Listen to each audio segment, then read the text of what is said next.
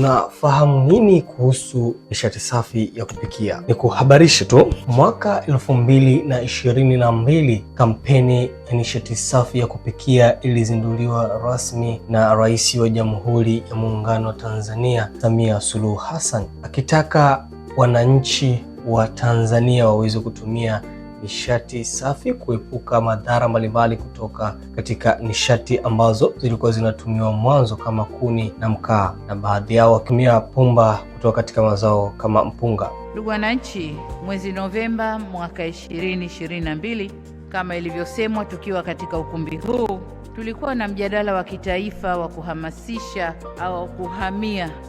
kuhamasisha uhamiaji kutoka tunavyopika sasa kwenda kwenye nishati safi ya kupikia. Pamoja na mambo mengine, nilielekeza kama ilivyosemwa uandaliwe mkakati wa kitaifa wa matumizi ya nishati safi ya kupikia. Leo kwenye shughuli yetu ya kuzindua mkakati huu wa nishati safi ya kupikia. Aidha, nawashukuru wananchi na wageni wote mlioungana nasi hapa leo na wale mnaofuatilia hafla hii kupitia vyombo mbalimbali vya habari. Ushiriki wenu katika tukio hili ni hatua muhimu ya kwanza katika matumizi ya nishati safi ya kupikia. Ni miaka 5 sasa imepita tangu kampeni hiyo kuzinduliwa kuelekea maendeleo ya kijani duniani. Ni mikakati hipi sasa ambayo serikali imeweka ili kuweza kufikia taji la ajenda hii la matumizi ya nishati safi na kuachana kabisa na nishati ya kuni na mkaa? Kwanza, serikali imeandaa mpango mikakati kupitia TANESCO kuweka mazingira rafiki kwa kila mwananchi kupata umeme katika maeneo yake ili aweze kutumia nishati safi kupitia majiko ya umeme. Lakini pili ni kutoa majiko au miundombinu rafiki ya gesi ya kupikia, yani LPG, ili kila Mtanzania aweze kupika kwa kutumia nishati safi.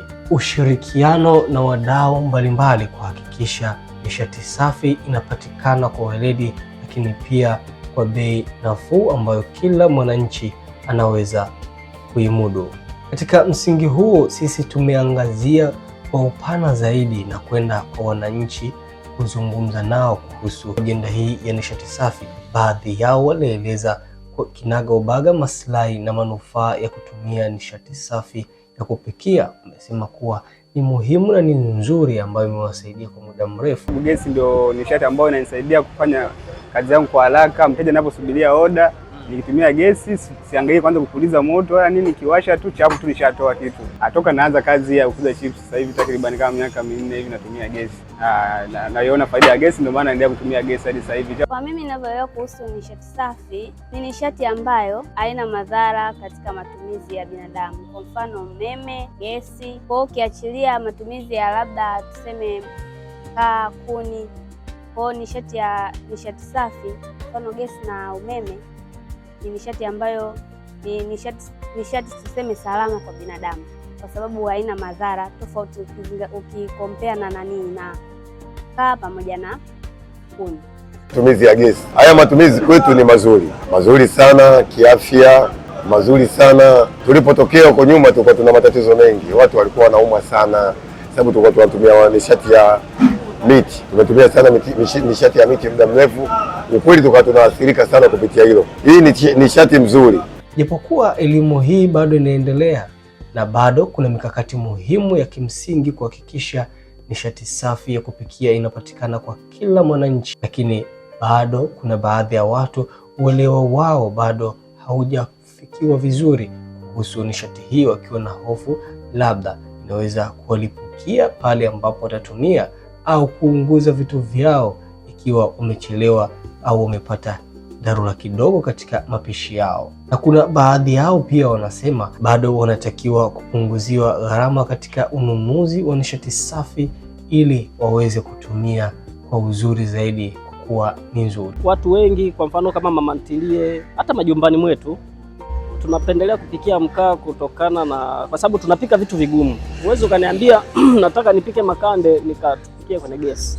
Uwezo ukaniambia napika maharage nipikie kwenye gesi, ambavyo inakuwa ni ngumu sana, na ukilinganisha na pia na gharama za matumizi ya gesi. ukitofautisha na mkaa, kwa sababu mkaa naweza nikaenda nikanunua hata mkaa wa shilingi 1000 wa shilingi 500 nikaweza kupikia maharage na haya kaiva, tofauti na gesi ambayo lazima nijaze mtungi labda 27,000, 30,000, 40 huko, kitu ambacho kwa maisha ya sasa kidogo ni ngumu, ni changamoto kubwa sana kwenye kipato cha mtu mmoja mmoja. Kwa hiyo tunatumia mkaa kwa sababu ya pia kipato, yaani so kama hatupendi kutumia nishati safi, lakini kulingana na kipato cha mtu mmoja mmoja, mtu anaona urahisi wake wa kuweza kumudu, anaona mkaa ni rahisi kuliko gesi. Kama mimi ninavyoona, yani nikitumia mkaa hapa jikoni lazima nifanyeje? Kutoka hapa nikanywe maziwa kwa sababu ya kwa kunini kutengeneza afya yangu, ila nikitumia gesi haitoleta madhara, ila gesi nao pia ina madhara. Endapo labda kwenye kufunga umefunga vibaya, umeacha ikatoa harufu, pia ni madhara, ila mimi ninavyoona gesi ni nzuri. Kwa kama mimi Mtanzania nilikuwepo, naomba tupunguziwe bei ya gesi, tusambaziwe gesi kwa wingi mamalishe, kwa sababu mkaa unatuumiza sana. Kwa siku tunaweza tukatumia mkaa wa shilingi 10,000. Yaani unaweza ukatamani kutumia gesi lakini hela mara moja ukawa huna. Shaelewa Sasa ndo unakuta mtu unajitafuta kidogo kidogo mpaka upate hela kununulia nini? Gesi. Tunashauri serikali tusaidie, kwa sababu kama Mama Samia kuna kipindi alitoaga majiko, lakini sisi wengine hakutufikia. Huku Bagamoyo alitoaga, kuna baadhi wamepata, baadhi hatujapata. Kwa hiyo tulikuwa tunaomba sisi ambao tulikuwa hatujapata watusaidie na sisi tupate. Sasa ni ipi mikakati ya serikali kuelekea miaka 50 mbele ili kila mwananchi aweze kutumia nishati safi? Mkakati huu wa kitaifa ni jitihada za kuwaleta wadau wote pamoja kuangazia suala la nishati safi ya kupikia. Hivyo tutambue kuwa kila mdau ana nafasi na jukumu katika kufanikisha utekelezaji wa mkakati huu. Kwa upande wa serikali, tunalo jukumu la kuongeza uelewa kwa wananchi kuhusu nishati safi ya kupikia na kutunga sera nzuri na wezeshi kufikia malengo ya mkakati huu. Katika hili, wenzetu wa Wizara ya Nishati watatuongoza kuhakikisha nishati safi ya kupikia inapatikana kwa uhakika na kwa bei inayohimilika kwa wananchi. Sekta binafsi tunaitarajia, pamoja na kuongeza uwekezaji na kuongeza upatikanaji wa nishati safi ya kupikia sehemu mbalimbali nchini, watuletee pia teknolojia rahisi itakayowezesha wananchi kupata nishati safi kadri ya uwezo wao. Kwa mfano, kulipia kadri anavyotumia, kama inavyofanyika kwa umeme au maji, zile prepaid meter. Na hapa nataka niseme waziri kwamba moja katika maonyesho ya mazingira niliyowahi kutembelea, nilishaikuta hii teknoloji. Kuna Watanzania wametengeneza mitungi ambayo unatumia gesi jinsi unavyolipa. Unachukua mtungi mzima, kama umelipa 10,000 utatumia gesi yako 10,000.